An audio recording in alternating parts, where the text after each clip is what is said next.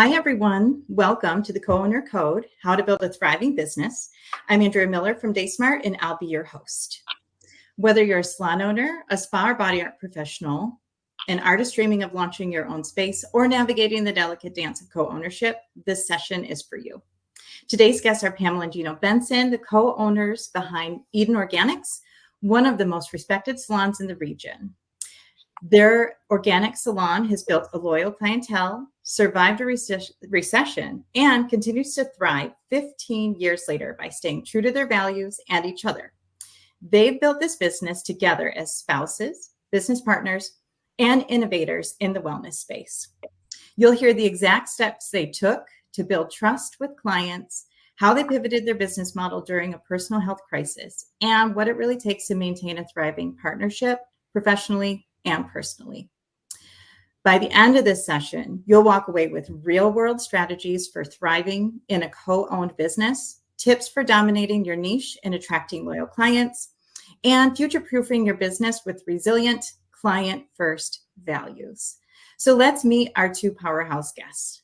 Pamela is the heart of Eden Organics. She brings a deeply nurturing, client-centered approach that's earned the salons a near cult following. Welcome, Pamela. Thank you. Thank you. Thanks for having us too. We really appreciate the invitation. Absolutely. And Gino is the visionary. He's a master colorist and growth-minded leader who's always thinking 2 steps ahead. Welcome, Gino. Thank you. Glad to be here. We appreciate you guys. So together, they're an unstoppable team with powerful insights on how to grow a business without sacrificing your relationship, your health, or your values. So again, thank you both for joining. And let's get started. We're going to start with talking about the power of partnership. So let's dive into the foundation of it all, your partnership. So what do you think makes a business partnership thrive, especially when you're also married? Well, I think for us, it's recognizing the differences. And Pam and I have very different ways of looking at business and letting those become the asset, not a liability. And for me, it's the first word that pops up is patience. It takes a lot of patience. And I think just a heartfelt respect for one another and just trusting that. And that word trust kept coming up too, like trusting irregardless of how things go, you know that you're on the same team and you have each other's best intention, because you tend to forget that sometimes. Oh, absolutely. And I mean, not only are you guys married, there's a lot of business co-ownerships where they're not married. I think married even could bring on some of its own challenges in itself, and the trust and everything you said is so important. So when it comes to disagreements, then, like, how do you handle disagreements and major decisions together? Well, the funniest thing I could come up with actually was that always says that I'm always right. So if we go on that premise, and it's just a joke, because I think that, how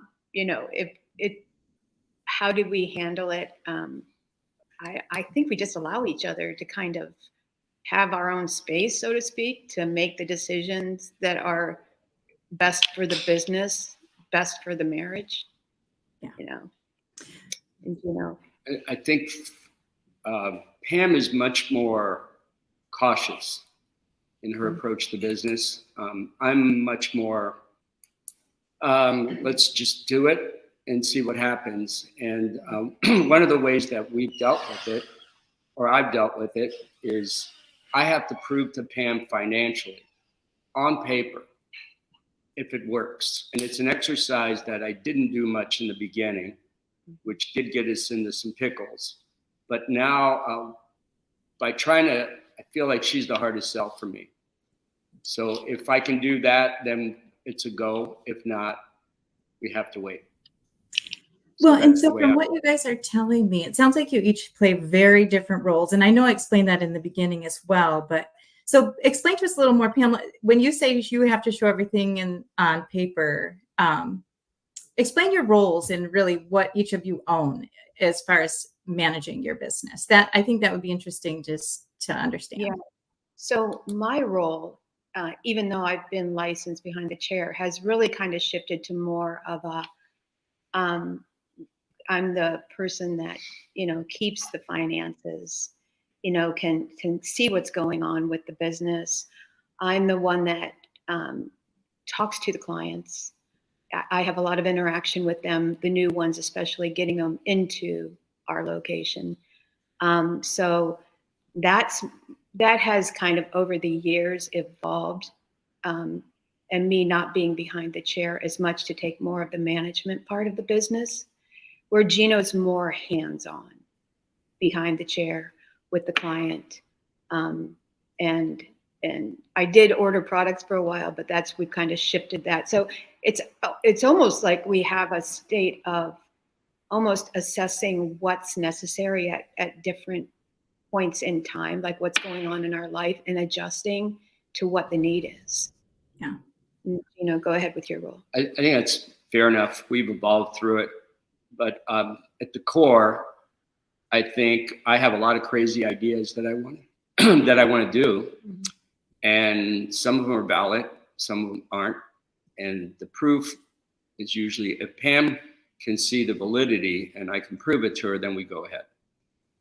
Yeah. We've just gone through that exercise recently for a new salon that we're going to open. Yeah. And that seems to be for us now the most grounded way to move forward. Yeah.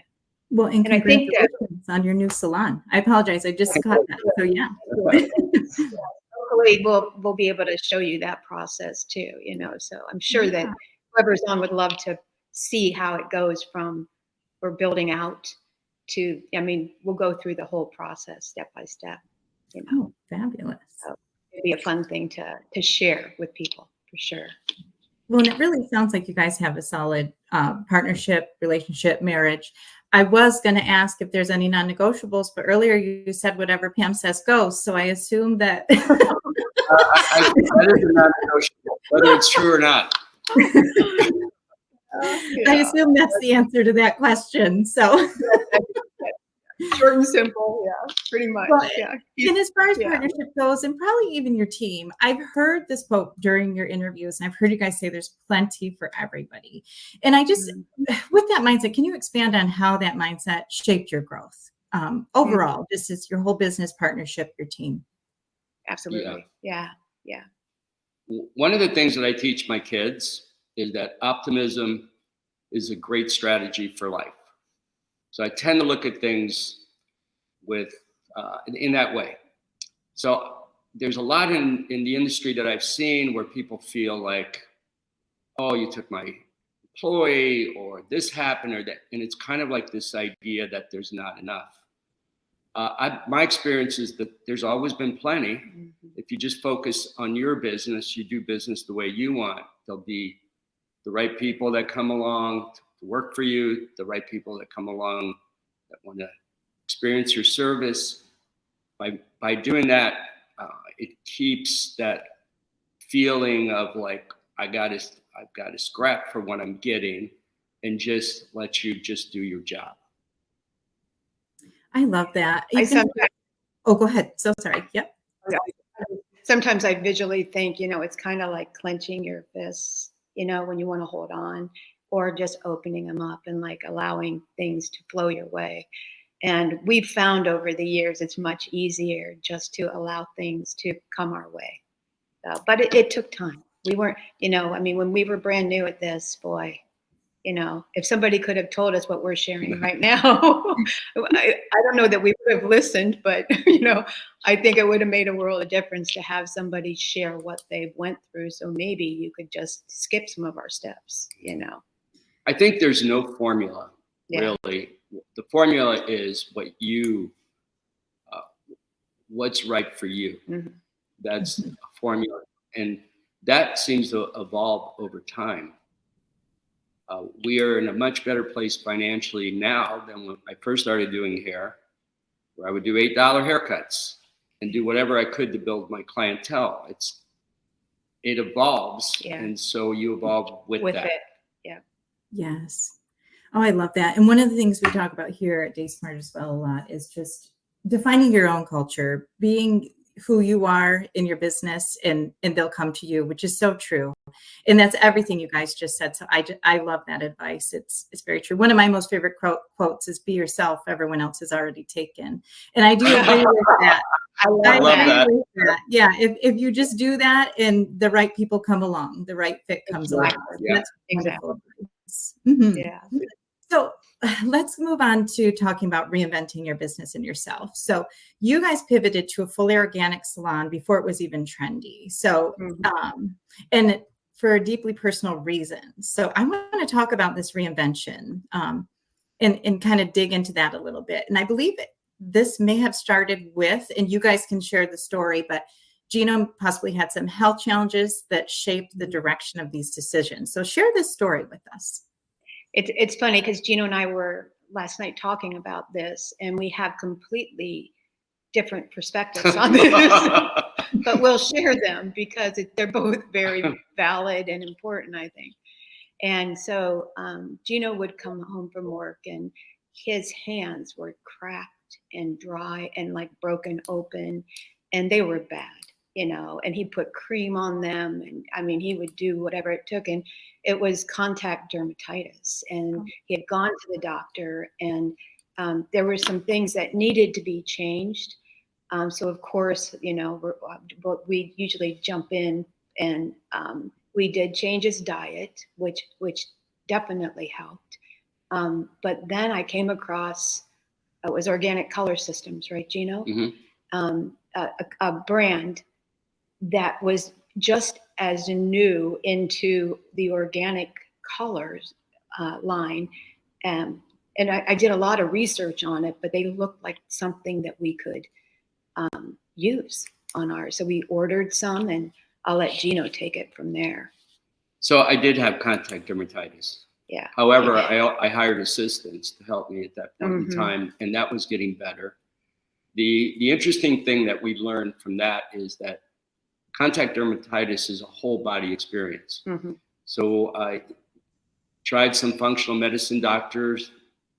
They had it handled within about 3 weeks, and opened my eyes up, although we were always health minded, to how much more there is to this world than we're thinking about. So organic was just part of that at that point in time. Even though I resisted it, I thought the stuff didn't work. So I kept saying, well, I don't think it's worth it, blah, blah, blah, blah. Anyway, I tried it, it worked. And then we got into it and realized, okay, it's good for us, but I think it's also good for people who, it's the best we can give to our clients. And that was one of our things that we always strive for, is what's best for the client. So even though it was my hands and other things, we realized the clients may like this, and it was unknown, and I had to learn to work with it. Kind of was more of a learning curve for me, because I'd been doing color for a long time in one way.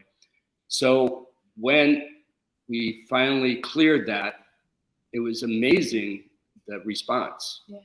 And I'll add one thing to that, is that it's also important not only for our clients, but it's important for us, because without us, there's no clients. So if Gino's hands Or hadn't, there's somebody else's client. but Gino's hands, had they not cleared up, I would tell you to this day, he would not be doing what he's doing now. So, I think that it's so important how we take care of ourselves first and foremost, because if we're not healthy physically or mentally, or spiritually, however you want to look at it, we're not that great for the client. So that's my 2 cents. Well, and I'm so glad you guys figured all of that out and found this product line that worked. Let's talk about the reinvention piece of it. Because a lot of our listeners, they may have a different sort of health issue or a different sort of situation they're trying to resolve, and needing to consider reinventing themselves as well. So what did it look like in the process, introducing it to your clients, or just making that change? What was that like? I would say it wasn't difficult at all, because when you believe in something, Like when you truly believe in something, and I truly believe in good health and a good mental state and a good physical. I mean, when you believe in it, it's not hard to sell to your clients because you're not really selling. You're just saying, hey, this is a product that is going to be beneficial for your health, long term. Like they don't even, and Gino's following has been so loyal to him. It's like he just says the word and they jump. I wish that were true. That, but I think the proof's in the pudding. You have to make sure true. that it works. Yeah. But it transformed our client base. Yeah. It really did. And it coincided with probably one of the worst recessions we've ever gone through. So the shift, even though it was rough in that time, actually gave me some momentum to do something new. Tough times are always a catalyst for change. Mm-hmm. If you make the right change during those times, you'll wind up on the other side even better. So it just kind of all went together at that time. That just happened to be around the time that we were having one of the worst financial times ever. Yeah.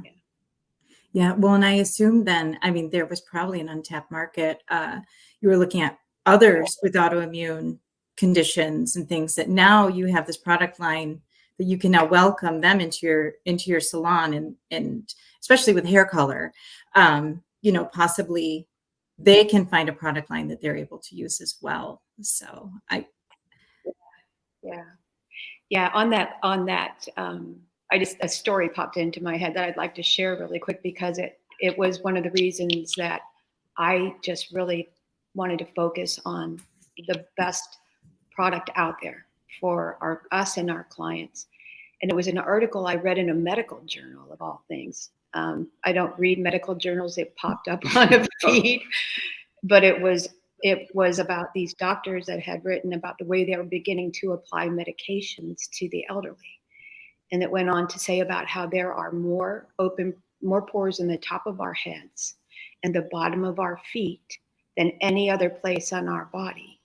And so the absorption rate was, I forget, it was like, I don't know, like 80% quicker, because it didn't have to filter through the intestinal tract. It goes right into the bloodstream.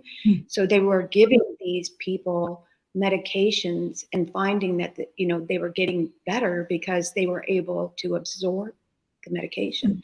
So it made me think, oh my gosh, so what we put on our head is getting absorbed straight into the bloodstream.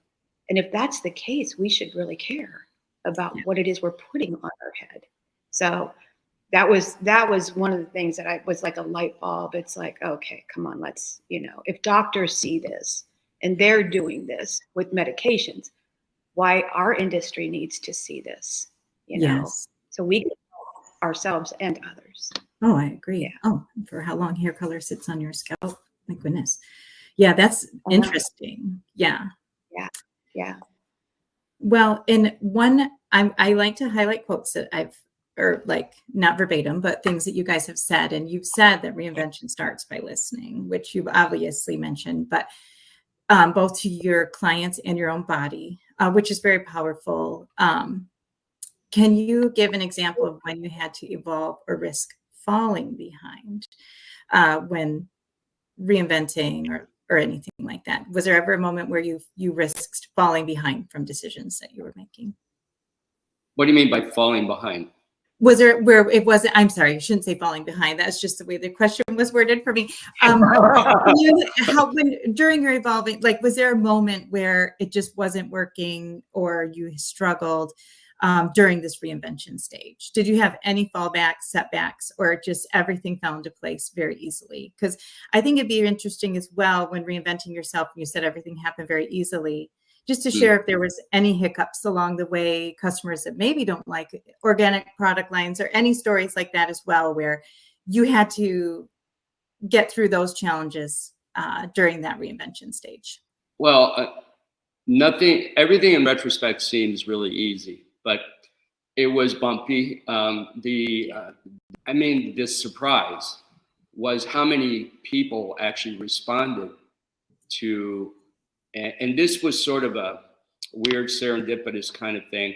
We had sold one of our salons. It was called East of Eden. But the guy that we sold it to couldn't afford to change the name. So we said, you can have the name for 3 years.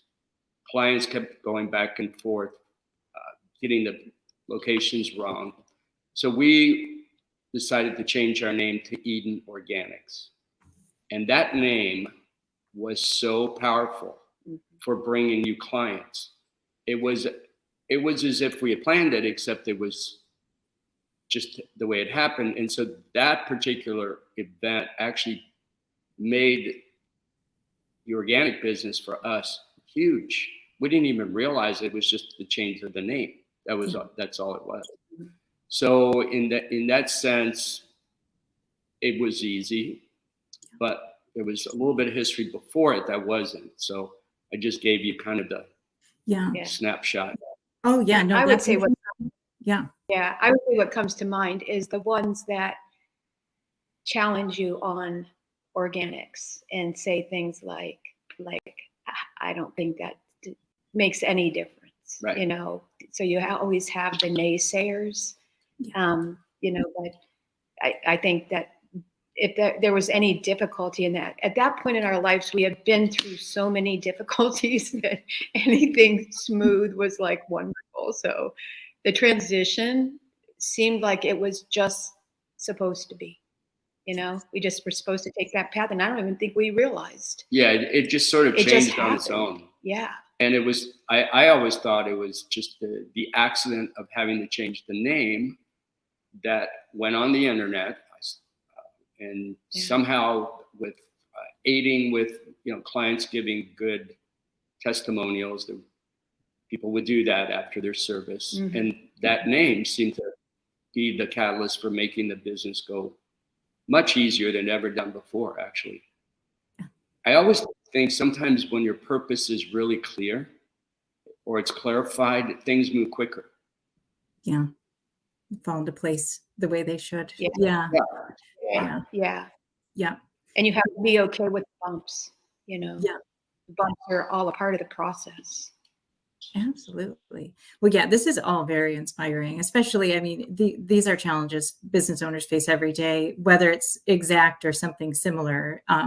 So I want to lead into now just future proofing your business and word of mouth. You guys have really built your business.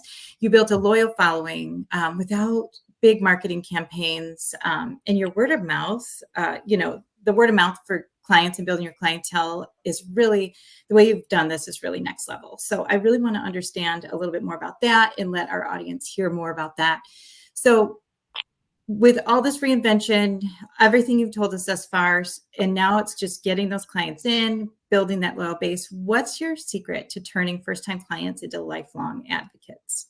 I think you're giving the best service you can. That includes organic products. My way is I try to connect with them during the consultation, and we keep that stream going with each visit. I mean, it's really not a technical thing. It's just what I like to do. And after a while, you feel like you have a whole clientele of friends because you get to know each other. And a thing that I heard years ago, and I don't know if it's true, most people will leave their hairdresser not because they don't technically do their job well, but because they don't feel cared for. That's interesting. It's actually, I think that's probably really true. We have a kind of a standard joke where, you know, Gino always felt like his services were like just mediocre, but it's who he was. I mean, he does really good color, but it's like who he is and how he presents himself that I think they do. He makes people feel like they're his best friend, you know, which is a gift. It's a real gift. So I think that, you know, with that gift, he was the one that built a clientele. I mean, his clientele was built in 6 months, which blew my mind because when you're first starting out, you know, it's takes a while. Those are two separate. In fact, in our business, it seems like that's one of the things is, you know, you start out doing hair, and you're a hairdresser, and you learn the skills. But building a clientele is a whole different skill set. It has nothing to do with how good you are at hair, which is an interesting thing in and of itself. So I used to speak sometimes in groups. I would say, I liked my clients so much, and I wanted to please them so badly that I actually learned how to do their hair. And it's a joke, but it really was part of the truth. Is you got to learn about each individual client and what they want, and that takes some focus. And I will say, just so you know, our audience, we got a true with exclamation point on that one. So our audience is definitely agreeing with you guys on this as well. And I'm just going to pause here too. I wanted to let the audience know there is a chat option within here where you can chat in some questions. I will open up for Q&A at the end, but I just wanted to let you know, feel free to start sharing your questions now, and I can ask them if need be during that time, and I will open up at the end. Not to interrupt that. Sorry, I just forgot, and I wanted to let everyone know. But having said that, and just making clients feel, obviously like they're the only person that exists when they're in your chair, giving them all that wonderful attention. Let's talk about nightmare clients, because you've been in the industry long enough that you probably have some advice to share with others. Like, what do you do with those nightmare clients when you're trying to offer that wonderful customer service and make them feel very valuable, and give them that great experience? And how do you know when it's time to possibly even fire one of those nightmare clients? Yeah. Well, Gino and I were thinking of a client in particular that he had done for a very long time. And he had basically asked her to go once, and then she begged her way back in, and we allowed it. And then we had to do it again a second time. It's as you go through life, you get to, we look at it like, or I'm going to say, I look at it like every human being is valuable. And so that word, firing is so harsh to me. And so you try to do it, and there's someone out there for them too. It just doesn't happen to be us, because there's just a disconnect. And so I think that, they're difficult, but we don't understand what might be going on in their life, that they're acting like they are.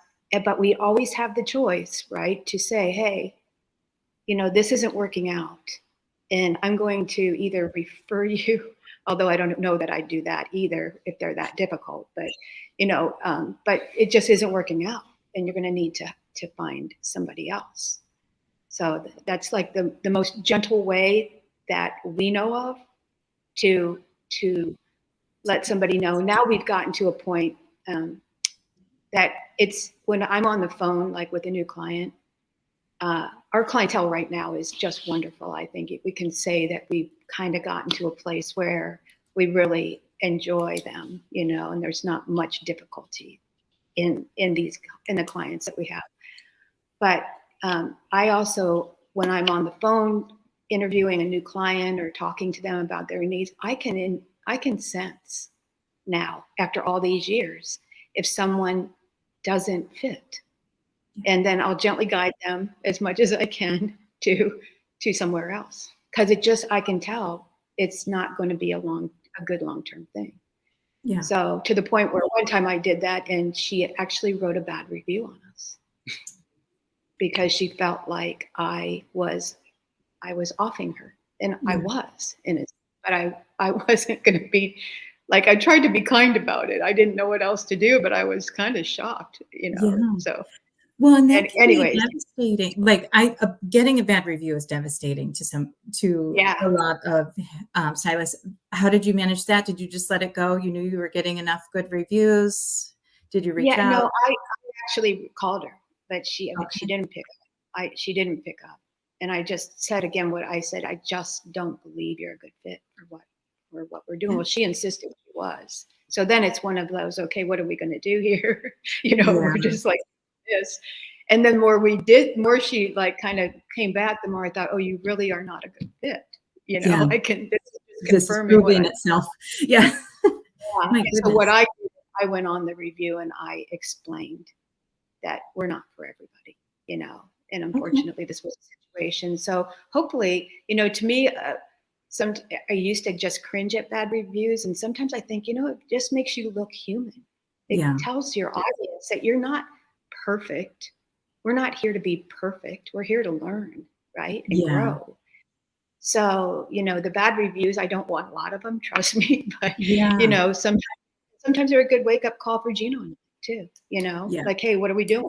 What's going on here? Yeah. I just to answer that for myself, I don't like the word firing clients. I don't even like the term, sometimes it's just not right anymore, but, I'm very reluctant because clients matter. They pay your bills. Mm-hmm. So if they have to really be nudges or to, let it go.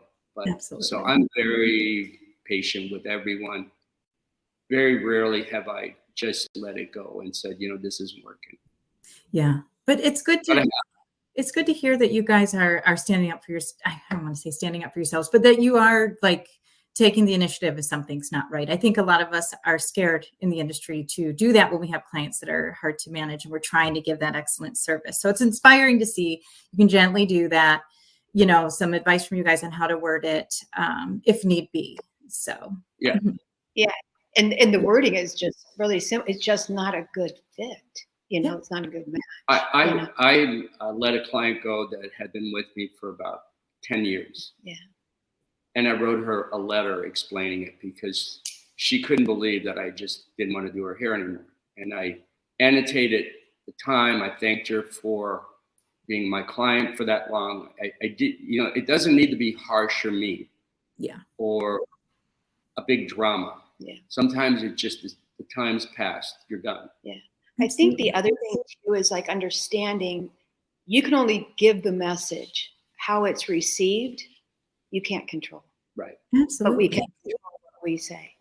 Right. So you have to think about it. Sometimes, sometimes that takes me a few days and I won't respond right away. If there's something that's, comes in that it's like, I need time to think about this before I respond.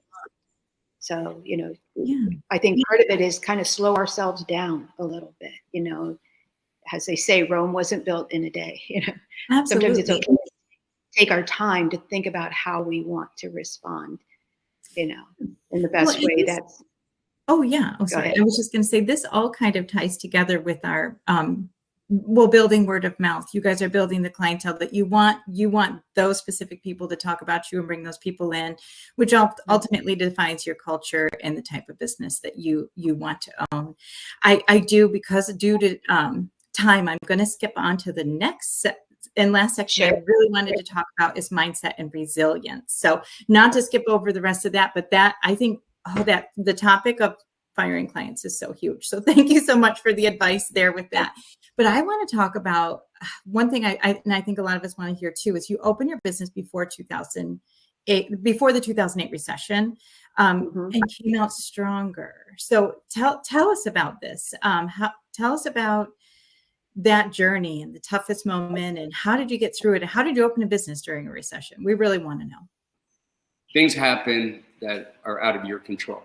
I think 2008 was a prime indicator of that.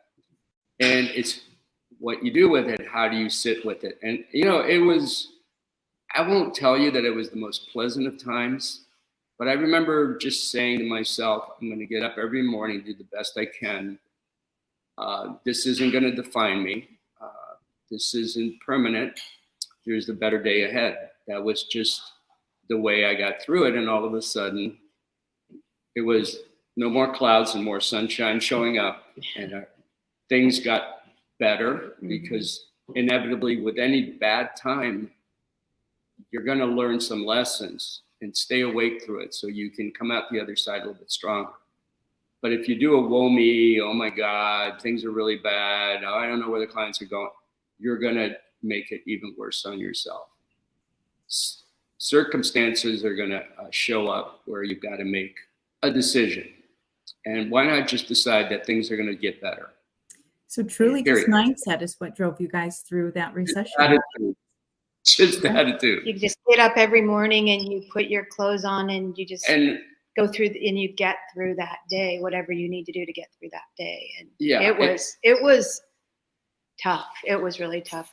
Fear will creep in there, but you after a while you're around enough, and you can not let the worst of you get carried away, and just keep doing the best job you possibly can. Every moment. And we were fortunate, really, that we had at the same time we uncovered something that people were looking for, which is organic products. And that launched us in a new direction, a better direction.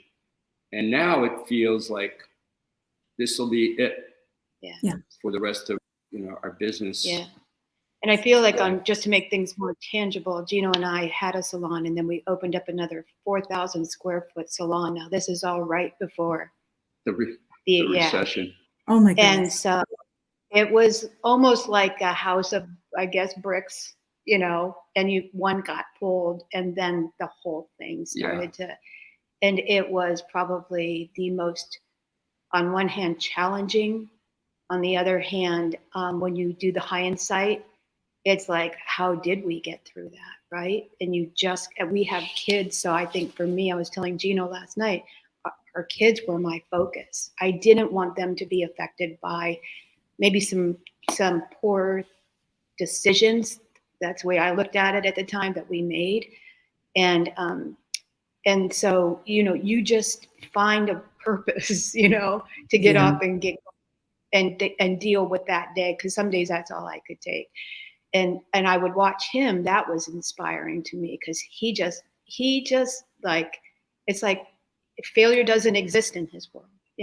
He gets up, he just goes in, he does his job, and he comes home. Not that it wasn't rough on him too, but it was like, I would look to him a lot thinking, okay, all right, we can do this. We can do it. We can get through this. So, and you learn, what could we have done differently? I don't know. You could have done anything differently. It was, hindsight's always 20/20, isn't it? But sometimes I think you're handed things in life for a reason. And that reason is for growth, to learn, to all kinds of reasons. And as a result, where we're at now is like, I would have never thought, being back then, that we would be where we're at now. So it all turned around even better than I think Gino or I could have imagined. So I think every day is a catalyst for good change if you let it be that way. But sometimes getting stuck is when you get scared and get immobilized, and then you really stop yourself from moving forward. And that's such a great. I see there's questions here. Should we? Yeah. I was just going to say. Just going to hop in and ask those. Yeah. You guys can see those as well. I thought that was just on my side. So let's hop in. Yeah. Because we've gone through that. So I love this though. It's really mindset. You can do anything. And I just think that's wonderful. So we do have a question that came in. She says, I've worked with organic product for over 12 years, my entire career, basically. What was your best method of showcasing to potential and current clients your product as an important factor in your salon and services quality? So we believe in health and beauty. Our tagline is health and beauty in balance. That's what it is. So we believe in it. So whenever we made a conscious effort in our salons to have health books, not magazines, like a lot of things that relate to health. And one of the things that salons can do practically for their clients' health is to use the products that are best for them. Now, showcasing has just been through having clients started. Now, I have the benefit of having been in the business 30 some years. You've been doing it for 12 years. I would say stay with it and make sure that clients understand that it's the healthiest thing for them, period. The beauty is part of it, but you don't have to get sick over it. And organic products are better for that. I hope that answers it. Oh, I was going to say one thing I picked to remind too is what Pam said earlier with the amount of course. I mean, just the education side of it all, Yeah. educating your customers is what I'm picking up from you guys, but you really, I'm gonna think about that all day now, Pam, that you said that, but that's great advice, Gino. And then just backing up to like, just educating them. I think that's very interesting. Yeah, I think that's the best. I tell my clients, my idea is to give you the best I got. Yeah. This is the best I got now. Yeah. And we're constantly evolving too. So if anything we're into, and especially Gino will share with our clients, and next thing we know, they're into it as well. So, and most of it is about health and healthy, hair, healthy scalp, healthy feet, all those things that we can create that type of business in our environment. That's the beauty of what we do. It's just, there's no limits really. Yeah. Well, you guys have been amazing. We don't have a lot of other questions coming in, but we are almost at time. But I really think this is just an incredible conversation. I cannot thank you both enough for joining us. Your honesty, your humor, and so much wisdom you guys have brought to us today with topics that, none of us really like to have to address or think about, but are part of managing our business every day. So thank you so much. And thank you for having us. Thank you. It's our pleasure. Absolutely. And I just want to recap really quick, what we've learned today from talking with you guys is just treating every client like they're your only client, creates loyalty. A successful co-ownership rests completely on strengths and honest communication. And reinvention isn't just a business strategy, it's a mindset. And then word of mouth marketing still works when it's backed by trust and care. So you don't always have to market. You can really just work on word of mouth when you're treating your clients with trust and care. Absolutely. So thank you so much. You guys have been amazing. And for those of you listening in, we will send out the recording to everyone. Watch for that follow-up email. There is a link on the webinar today for those of you that are not DaySmart customers. We are offering the link in here so that you can schedule a demo with one of our professional consultants and see if DaySmart software is right for you. And then again, if you need anything, please feel free to reach out to our sales or support team for existing customers. And thank you again all for joining today. We've really enjoyed this conversation.